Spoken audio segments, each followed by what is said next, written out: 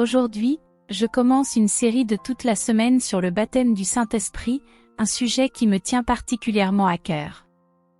J'ai reçu le salut à l'âge de 8 ans, et je vous assure que ma vie a été transformée. Dès le lendemain, à l'école, mes amis m'ont demandé ce qui m'était arrivé, car ils pouvaient voir que j'étais différent. Ce changement intérieur a été immédiat, et je crois fermement que, concernant mon destin éternel, la nouvelle naissance était l'entrée dans tout cela. Elle m'a transformé de l'intérieur. Et je ne veux pas minimiser l'importance de la nouvelle naissance, car pour moi, à l'âge de 8 ans, elle a été une transformation radicale. Cependant, c'est à 18 ans que j'ai reçu le baptême du Saint-Esprit, et à 21 ans, j'ai commencé à parler en langue. Cela va à l'encontre de certaines croyances qui affirment qu'on ne reçoit pas le Saint-Esprit avant de parler en langue. Je reviendrai sur ce sujet tout au long de cet enseignement. Mais lorsque j'ai reçu le baptême du Saint-Esprit, c'est là que ma vie a changé extérieurement. Je crois que j'avais été transformé intérieurement par la nouvelle naissance, mais c'est à ce moment-là que j'ai reçu la puissance du Saint-Esprit.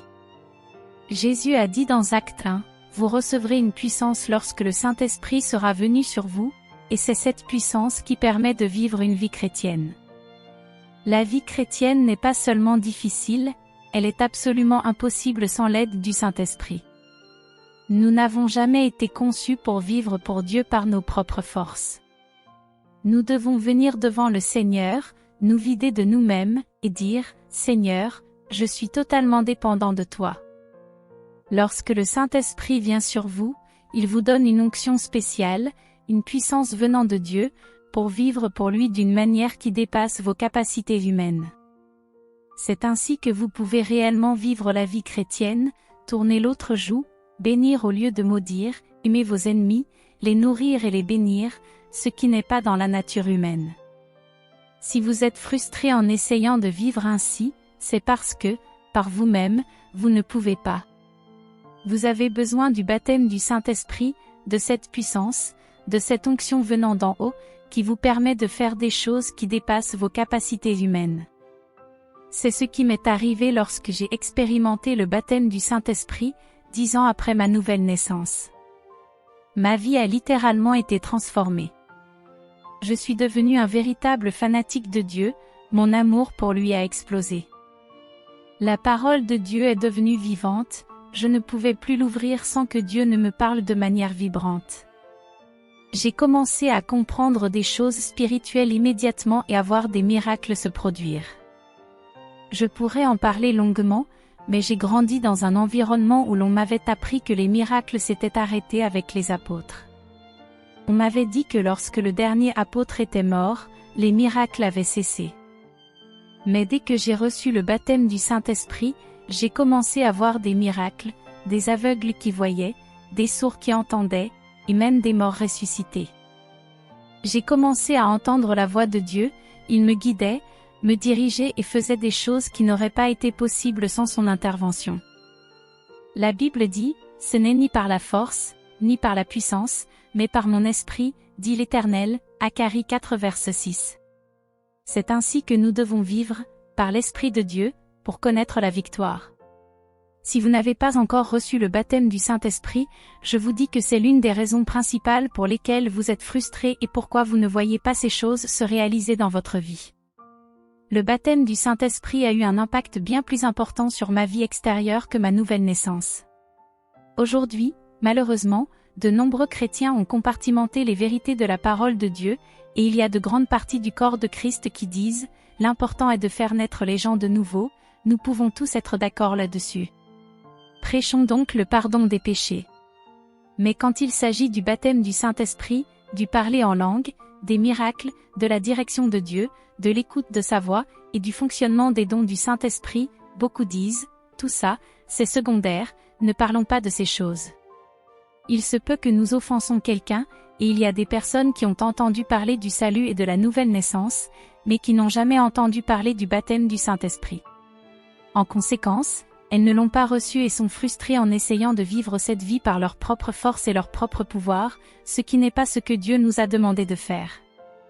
Pour l'instant, je vous donne juste une introduction à ce que je vais couvrir cette semaine.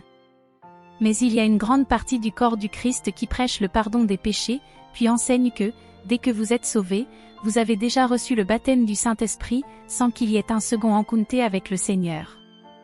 Ils ne croient pas que parler en langue fasse partie du Saint-Esprit, ou alors il y a des variations. Certains diront que vous pouvez parler en langue, mais que tout le monde ne le fait pas, d'autres nieront totalement cela et affirmeront avoir reçu le baptême du Saint-Esprit sans parler en langue, en disant même que ce n'est pas pour nous. Il y a des segments du corps du Christ qui prêchent que parler en langue vient du diable, alors que la Bible dit clairement dans 1 Corinthiens, « N'interdisez pas de parler en langue », et pourtant, ils l'interdisent complètement, en totale contradiction avec ce que dit la Bible. Je me souviens que, à l'époque où je pastoressais une église à Childre, au Texas, je travaillais pour compléter mes revenus et je peignais la maison d'une dame. Cette dame appartenait à l'église baptiste du Premier Baptiste et nous parlions beaucoup du Seigneur pendant ces 2 semaines où je travaillais chez elle. Elle commença à beaucoup m'apprécier et apprit que j'avais grandi dans une église baptiste, mais que j'avais quitté cette dénomination pour pastorer une église que l'on appelait « Église remplie du Saint-Esprit ». Un jour, elle m'a demandé « Pourquoi avez-vous quitté l'église baptiste ? Nous avons besoin de jeunes hommes comme vous dans l'église baptiste. » Et je lui ai répondu « J'ai reçu le baptême du Saint-Esprit et ils m'ont demandé de partir. Ils m'ont dit de quitter l'église. » Elle m'a répondu « Tu parles de parler en langue ?» Et je lui ai dit « Oui, c'est une partie du baptême du Saint-Esprit, mais ce n'est pas tout. » Oui, je parle en langue, et quand j'ai commencé à le faire, ils m'ont dit que je n'étais pas le bienvenu. Elle m'a répondu « Ils t'auraient aussi chassé de mon église baptiste. » Elle m'a dit ça, et j'ai répondu « Non, attends une minute, regarde ici, 1 Corinthiens dit « N'interdisez pas de parler en langue. » Je lui ai montré ce passage qui dit clairement de ne pas interdire de parler en langue. Comment peux-tu dire ça ? Et cette femme m'a regardée, aussi sérieuse qu'un cœur d'artichaut, et m'a répondu « Eh bien, il y a beaucoup de choses dans la Bible que nous ne croyons pas. » À ce moment-là, j'ai levé les mains, complètement désemparée. Comment atteindre quelqu'un qui reconnaît que ce qu'il croit va à l'encontre de la parole, mais qui, peu importe, choisit de suivre ses traditions, en disant « C'est ce qu'on m'a appris, donc je vais m'en tenir à cela ?» Il y a beaucoup de gens dans le corps du Christ comme ça. Ils ne laissent pas la Bible remettre en question ce qu'ils croient. Ils croient ce qu'ils croient et peu importe ce que dit la Bible, c'est ce qu'on leur a enseigné, et ils s'y tiendront toujours. Si vous êtes de ce genre de personnes, je ne peux vraiment rien faire pour vous. Mais si vous êtes du type à dire « Je crois la Bible », tout en interdisant de parler en langue, en prêchant que cela vient du diable ou que ce n'est plus d'actualité, alors je peux vous aider si vous écoutez ce que j'ai à partager. Je vais vous montrer, à partir des Écritures, que le baptême du Saint-Esprit est pour nous aujourd'hui, qu'il est distinct de l'expérience de la nouvelle naissance. Cela ne doit pas forcément être séparé par des années ou des mois, cela peut être une question de minutes, mais c'est une expérience séparée de celle de recevoir le salut. Parler en langue, ainsi que les autres dons du Saint-Esprit, fait partie de ce baptême et c'est pour nous aujourd'hui. Je sais que mon équipe m'a montré certains des blogs où des centaines de personnes écrivent à mon sujet, souvent pour dire des choses très négatives. J'ai lu quelques-uns de ces blogs, comme échantillon, et certains commencent par des propos positifs. Il n'est pas comme ceux qui manipulent les gens et cherchent juste à leur soutirer de l'argent, il donne ses enseignements gratuitement, et ainsi de suite. Mais là où ça dérape, c'est quand ils arrivent à la question du baptême du Saint-Esprit et du parler en langue. Ils disent que, parce que je crois que le baptême du Saint-Esprit est distinct de l'expérience de la nouvelle naissance, et qu'il inclut le parler en langue, ils concluent que je suis du diable, que c'est une secte, et autres accusations.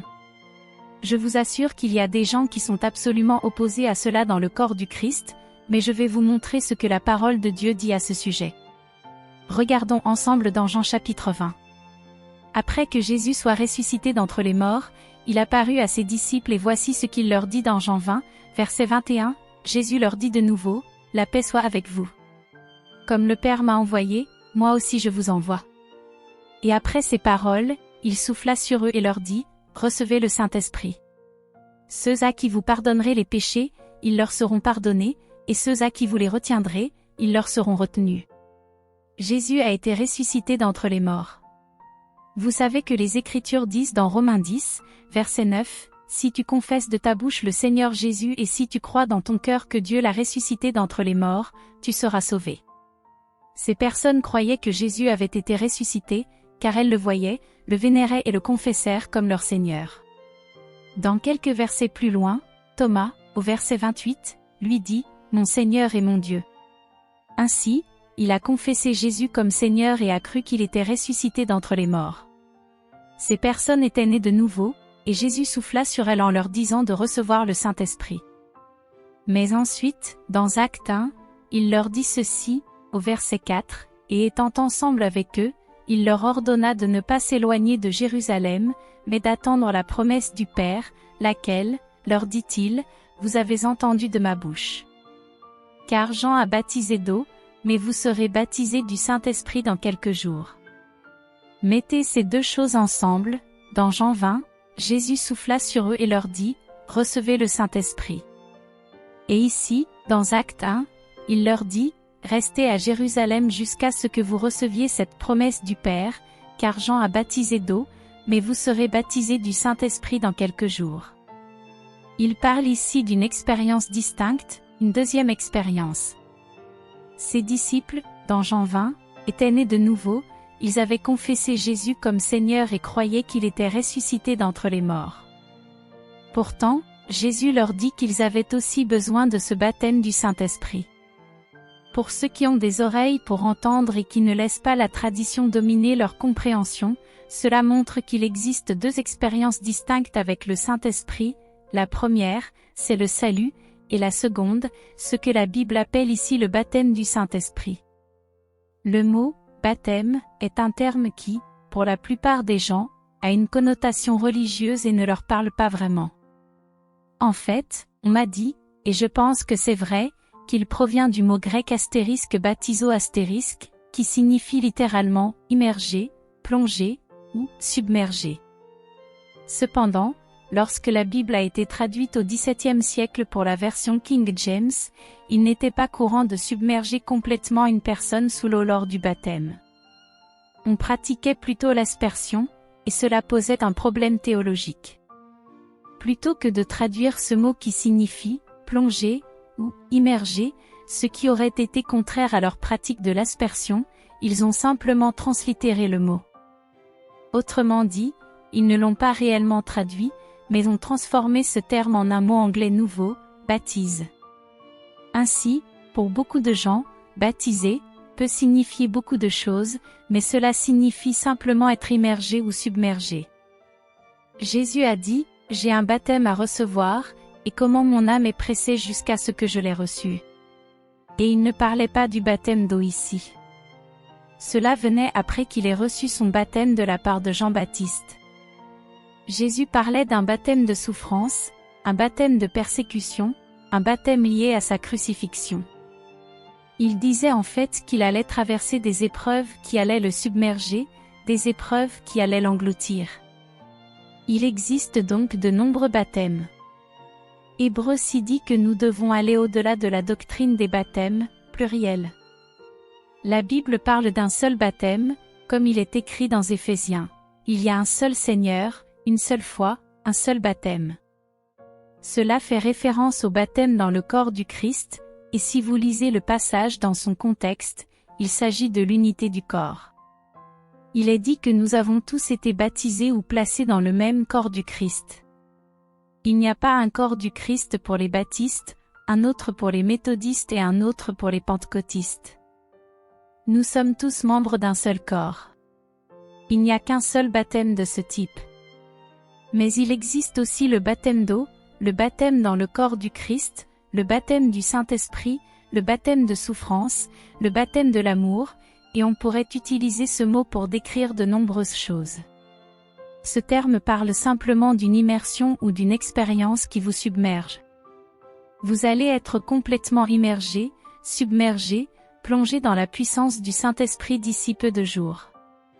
Puis, au verset 7, il a répondu à leurs questions sur le moment de la venue du royaume et leur a dit, « Ce n'est pas à vous de connaître les temps ou les saisons que le Père a placés sous sa propre autorité. Mais vous recevrez une puissance lorsque le Saint-Esprit viendra sur vous, et vous serez mes témoins à Jérusalem, dans toute la Judée, en Samarie, et jusqu'aux extrémités de la terre. Jésus a dit que lorsque viendrait ce baptême du Saint-Esprit, vous recevrez la puissance. Le mot ici est « dynamie », d'où viennent « dynamite » et « dynamo » en grec. Vous recevrez donc une puissance miraculeuse, surnaturelle, lorsque le Saint-Esprit viendra sur vous. Je vous assure, c'est puissant. Encore une fois, je dis que la vie chrétienne ne peut pas se vivre seulement par votre propre capacité humaine. Vous avez besoin d'une puissance venant d'en haut, du Saint-Esprit. Et quand le Saint-Esprit vient sur vous, que vous parlez en langue et que vous activez ces autres dons, je vous assure que la puissance est libérée. Je sais que beaucoup d'entre vous n'ont qu'un cadre de référence limité, vous m'avez vu à la télévision, mais vous ne me connaissez pas. Moi, je me connais depuis ma naissance, et je peux vous dire que j'étais introvertie. Parler devant des gens ou à la télévision m'aurait paralysée. Je n'aurais pas pu le faire. Certains d'entre vous peuvent ne pas comprendre ce que je dis, car vous ne savez pas ce que j'étais autrefois, vous pensez probablement que cela semble facile. Mais Dieu m'a changé quand j'ai reçu le baptême du Saint-Esprit, ma vie a changé instantanément. J'ai commencé à parler en public, à aller dans les rues pour témoigner, ce que je n'aurais jamais fait auparavant. Le baptême du Saint-Esprit m'a donné une puissance que je n'avais pas. Vous ne m'auriez jamais vu à la télévision si ce n'était grâce au baptême du Saint-Esprit. Vous pouvez avoir vos doctrines, et vous pouvez vous en tenir à elles si vous le souhaitez, mais je vous dis que cela a changé ma vie. J'ai reçu une puissance, non seulement pour surmonter mes peurs et mes difficultés de personnalité, mais j'ai aussi vu la puissance surnaturelle se manifester à travers moi. J'ai vu des aveugles recouvrer la vue, des sourds entendre, des morts ressusciter. J'ai vu des miracles. J'ai nommé des gens, en disant leur nom sans les avoir jamais rencontrés auparavant, j'ai reçu des paroles de connaissance.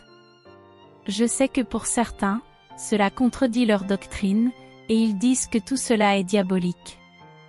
Mais je vous dis que tout ce que j'ai dit est dans la Bible, et dire que tout cela est passé, que cela n'a plus d'effet aujourd'hui, est une erreur.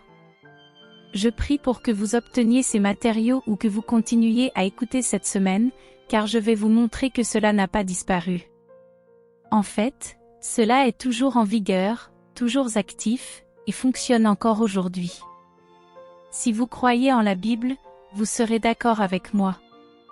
Maintenant, si vous choisissez de vous fier à une doctrine religieuse, je ne peux pas vous en détourner. Mais si vous affirmez croire en la Bible, je peux vous montrer dans la parole de Dieu que c'est bien réel, et je peux vous donner mon témoignage personnel, cela m'a changé, cela m'a transformé.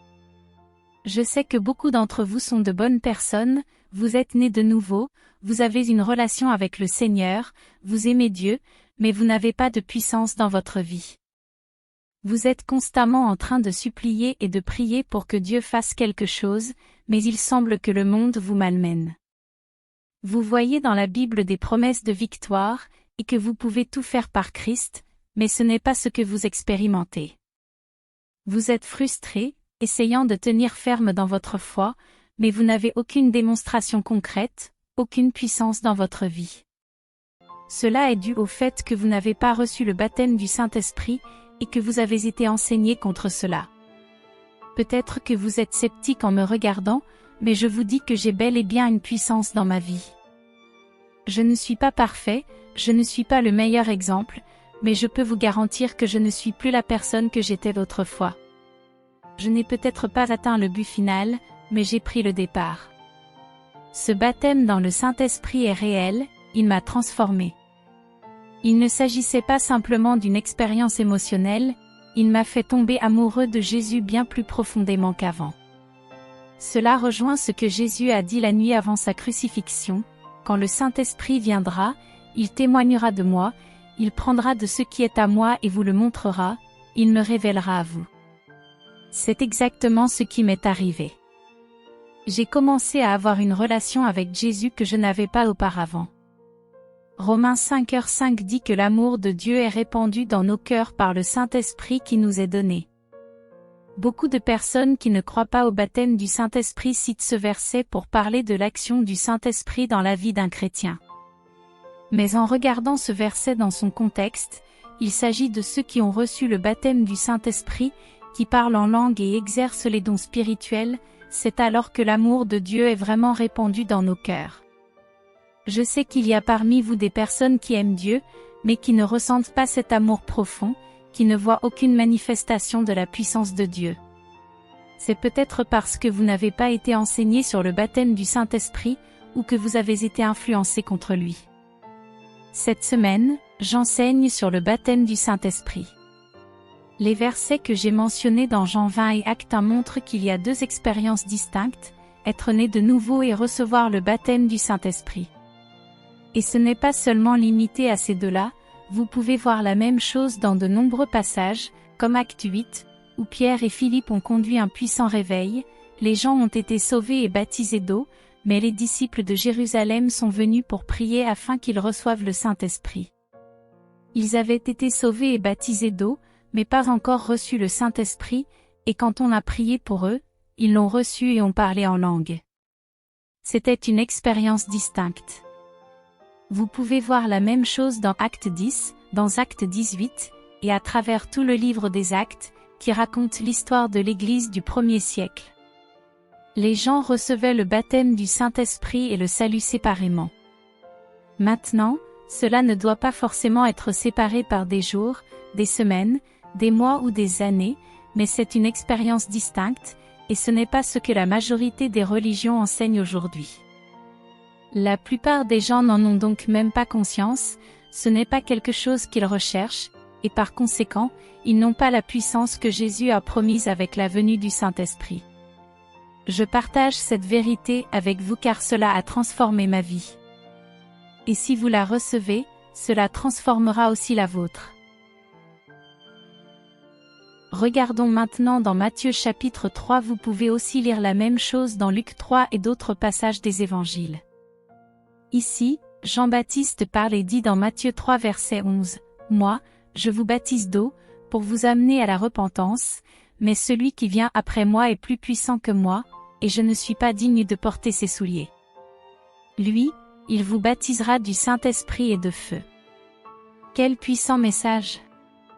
Jean prophétisait qu'à l'avènement de la nouvelle alliance, le Messie, Jésus, nous baptiserait du Saint-Esprit et de feu. Il y a tellement de références à cela, vraiment de nombreuses références.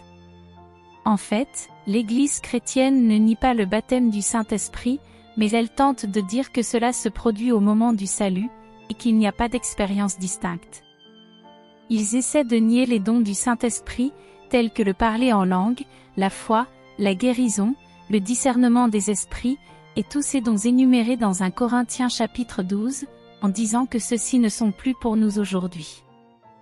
Mais ils sont obligés de reconnaître qu'il existe un baptême du Saint-Esprit, car la Bible en parle abondamment.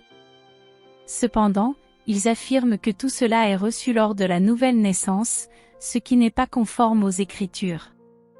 J'ai déjà mentionné des exemples de Jean 20, Actes chapitre 1, Actes chapitre 8, Actes chapitre 10 et 11, Actes chapitre 19, et bien d'autres passages, qui montrent qu'il s'agit d'une expérience distincte de la nouvelle naissance. De plus, mon propre vécu en témoigne. Je vous dis que c'est ce que la parole enseigne. De nombreux versets vont dans ce sens. Permettez-moi de prendre le temps d'aborder ce point de manière ordonnée.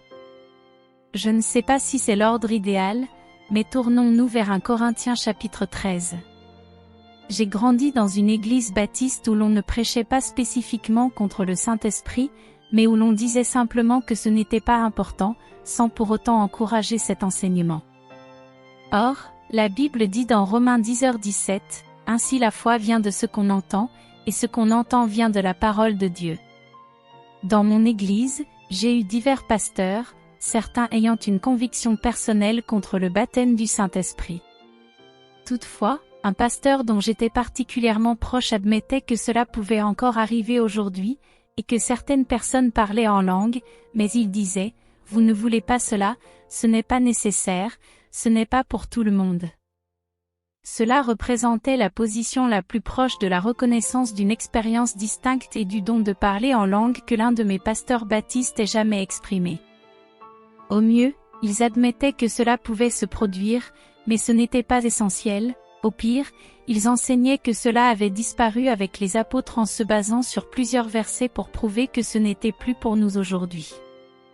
Lorsque j'ai commencé à entendre parler de ces choses, puis à accepter le baptême du Saint-Esprit, j'ai dû faire face à tout ce qu'on m'avait enseigné contre ce baptême. À vrai dire, tout cela était relativement facile à affronter, sauf un passage pour moi, qui se trouve dans 1 Corinthiens chapitre 13. C'est le seul qui me faisait penser que peut-être les dons du Saint-Esprit avaient disparu, car ici, dans 1 Corinthiens 13 qui est placé entre les chapitres 12 et 14 parlant des dons du Saint-Esprit, y compris le parler en langue, ce passage semblait contredire leur continuation. Le don des miracles, le don de la foi, les dons de guérison, etc. Et au milieu de tout cela, il est dit de rechercher une voie plus excellente. On m'a enseigné que cette voie plus excellente est l'amour, et que l'amour surpasse tous les dons du Saint-Esprit. Mais, si l'on prend le passage dans son contexte, cela ne signifie pas que l'amour est meilleur que les dons du Saint-Esprit. Cela signifie plutôt qu'agir dans les dons du Saint-Esprit, motivé par l'amour, est meilleur que d'agir simplement par la chair.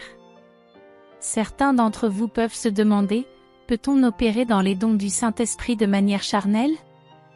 Oui, c'est possible. Tout le chapitre 12 de 1 Corinthiens en parle, expliquant comment certains prophétisaient par la chair, critiquaient d'autres personnes au nom du Seigneur, ou se rassemblaient pour la communion et se saoulaient. Ils faisaient des choses incorrectes.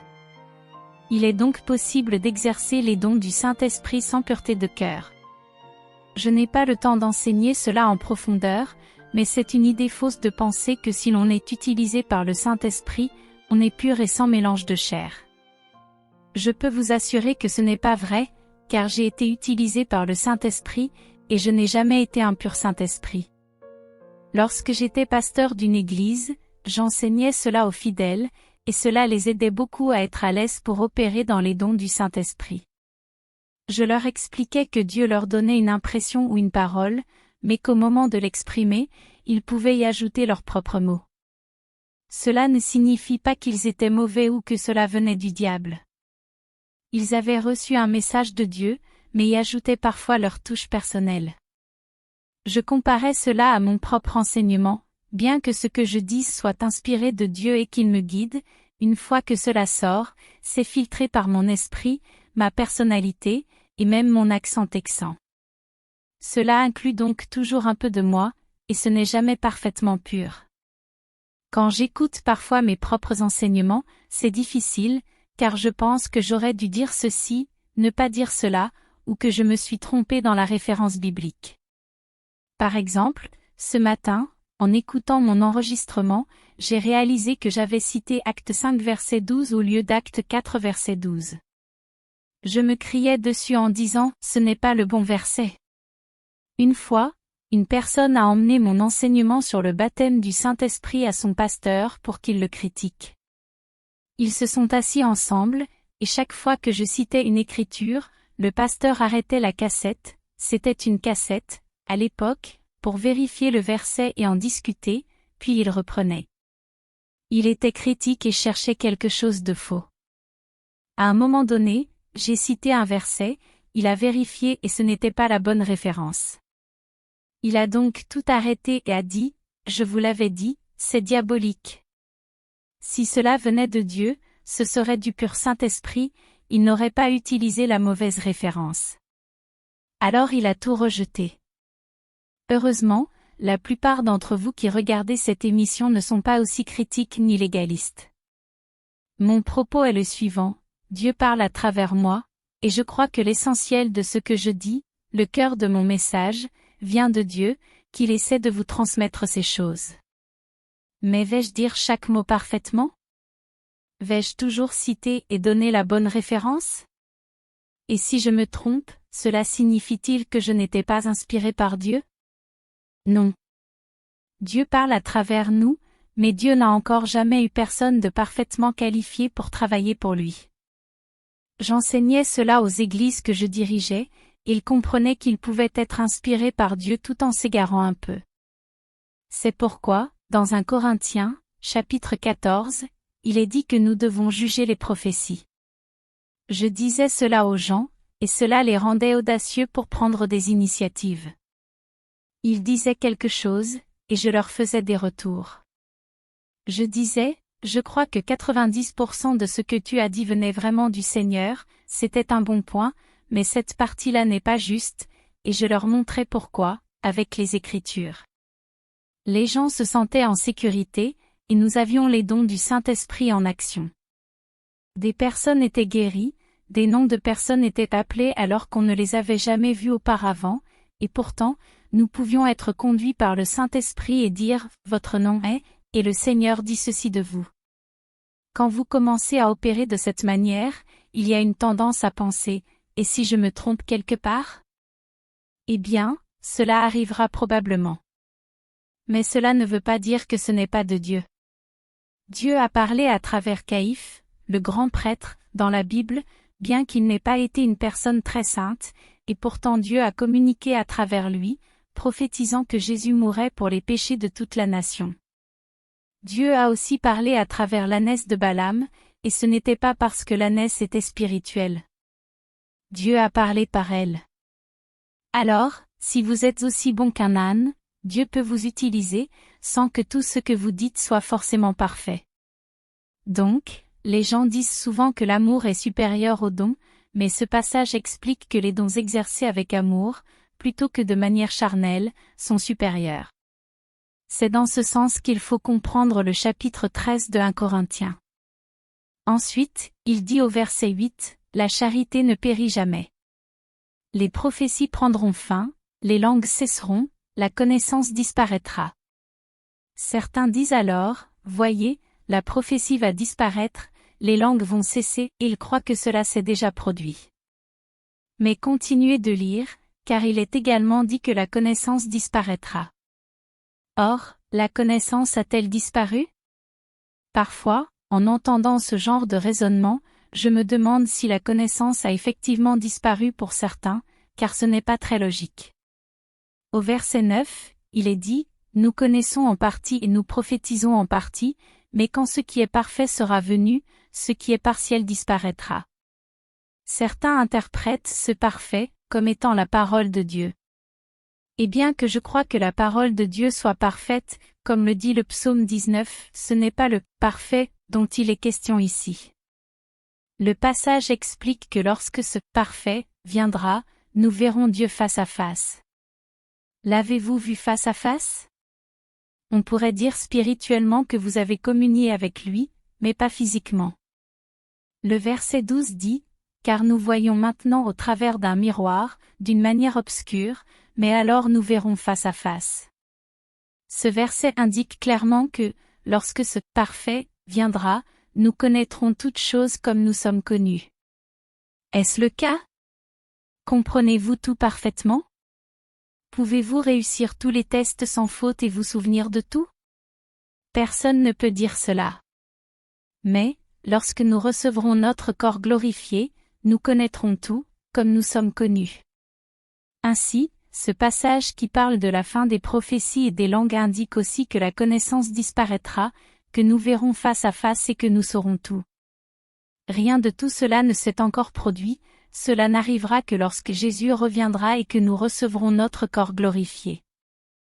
Le « parfait » dont il est question ici fait donc référence soit à la seconde venue de Jésus, soit à notre transformation dans un corps glorifié, les deux événements survenant simultanément. Alors, nous n'aurons plus besoin du don des langues, ni de la prophétie, car nous comprendrons tout parfaitement. Toute cette connaissance humaine disparaîtra, et nous posséderons la connaissance surnaturelle de Dieu en le voyant face à face. Lorsque cela se produira, les dons de l'Esprit Saint et le baptême du Saint-Esprit ne seront plus nécessaires, car ils sont là pour nous aider dans nos faiblesses.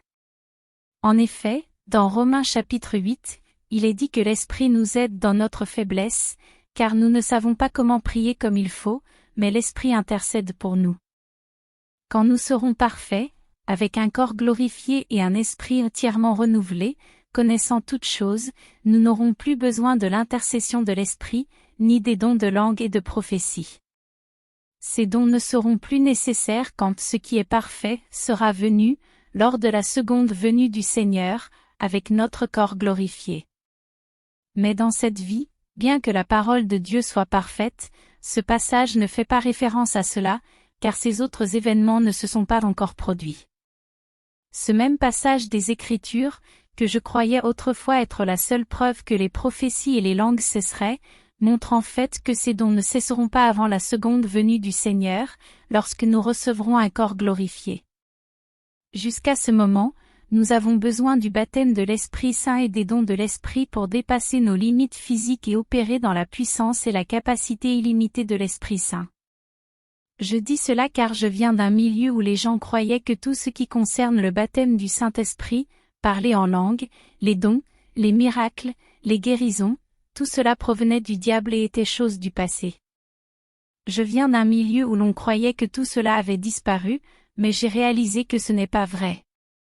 Ces dons ne sont pas passés, Dieu continue de répandre son esprit et des vies sont transformées, y compris la mienne. J'ai personnellement vu des milliers, des dizaines de milliers de personnes recevoir le baptême du Saint-Esprit et parler en langue.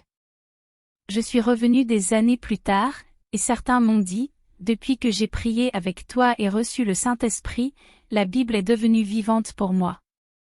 J'opère dans les dons, je vois la puissance, je vois des miracles s'accomplir, exactement comme Jésus l'a prophétisé, vous recevrez la puissance quand le Saint-Esprit viendra sur vous. C'est exactement ce que dit l'Écriture.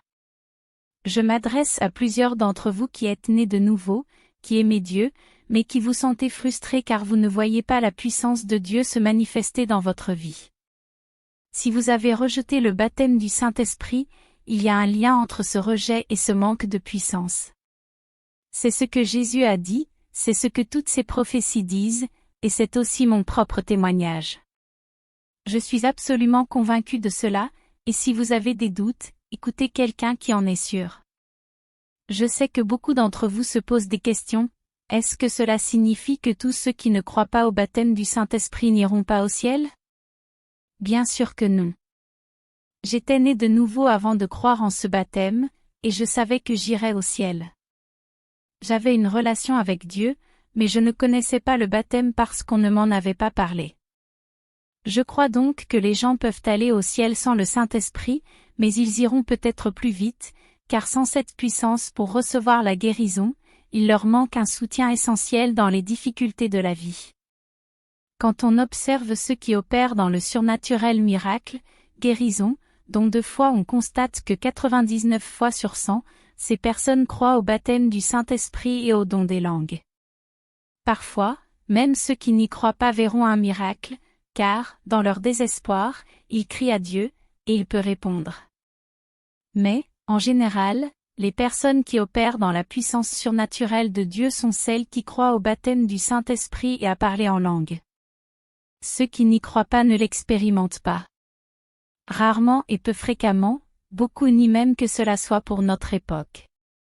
Rien qu'en observant ce fait, cela devrait vous convaincre qu'il y a quelque chose de réel dans le baptême du Saint-Esprit, et c'est absolument vrai. Je sais que certains d'entre vous ne veulent pas l'accepter, mais c'est bien la vérité. Est-ce que je dis que Dieu est en colère contre ceux qui n'ont pas reçu le baptême du Saint-Esprit? Non, il ne l'est pas. Il y a eu un temps où je ne l'avais pas non plus, et Dieu m'aimait toujours. Le baptême du Saint-Esprit n'affecte pas l'amour de Dieu pour vous, mais il influencera votre amour pour Dieu. Dans Romains 5 verset 5, il est dit que « l'amour de Dieu est répandu dans nos cœurs par le Saint-Esprit qui nous a été donné ». Lorsque le Saint-Esprit entre dans votre vie, il vous plonge dans l'amour. Je crois que c'est Charles Finney qui a décrit cette expérience du baptême du Saint-Esprit comme des vagues d'amour liquide qui le traversaient. Lorsque j'ai reçu ce baptême, je n'avais pas encore lu cela et je ne l'ai pas décrit de cette manière, mais en y repensant, c'est exactement ce que j'ai ressenti, l'amour de Dieu qui se répandait dans mon cœur. Le baptême du Saint-Esprit vous fera aimer Jésus encore plus et transformera votre vie, tout comme Jésus l'a dit, en vous donnant la puissance. Le baptême du Saint-Esprit est pour nous aujourd'hui, et les versets qui sont souvent utilisés pour dire le contraire prouvent en fait qu'il est pour nous aujourd'hui, comme dans 1 Corinthiens 13. C'est biblique, c'est scriptural, cela s'est produit dans la Bible et cela continue de se produire pour ceux qui croient. Chers frères et sœurs, si tu ressens dans ton cœur l'appel de Jésus aujourd'hui, je t'invite à faire cette prière de confession et de salut avec moi. Seigneur Jésus, je reconnais que je suis pécheur et que j'ai besoin de ton pardon. Je crois que tu es mort sur la croix pour mes péchés et que tu es ressuscité pour me donner la vie éternelle. Aujourd'hui, je t'ouvre mon cœur et je t'accepte comme mon Seigneur et Sauveur. Lave-moi, purifie-moi et transforme-moi. Remplis-moi de ton Esprit Saint et guide-moi chaque jour dans tes voies. À partir de maintenant, je veux te suivre et vivre pour toi. Merci pour ton amour infini, ta grâce et ton salut. Amen. Si tu as fait cette prière, sache que les cieux se réjouissent avec toi. Bienvenue dans la famille de Dieu. Continue à marcher avec foi, à prier, à lire sa parole et à grandir dans ta relation avec Jésus. Il t'aime et il est avec toi pour toujours. Merci à tous d'avoir pris le temps de regarder cette vidéo. Nous sommes vraiment reconnaissants pour chaque vue, chaque commentaire et pour le soutien que vous nous apportez sur cette chaîne. La prière est un pilier essentiel dans notre marche avec Dieu, et nous espérons que cette vidéo vous a encouragé à approfondir votre propre relation avec lui à travers la prière. Continuez à chercher sa présence, à prier avec foi, et à faire de la prière un mode de vie. Si cette vidéo vous a touché, n'hésitez pas à la partager autour de vous. Que Dieu vous bénisse et vous accompagne chaque jour.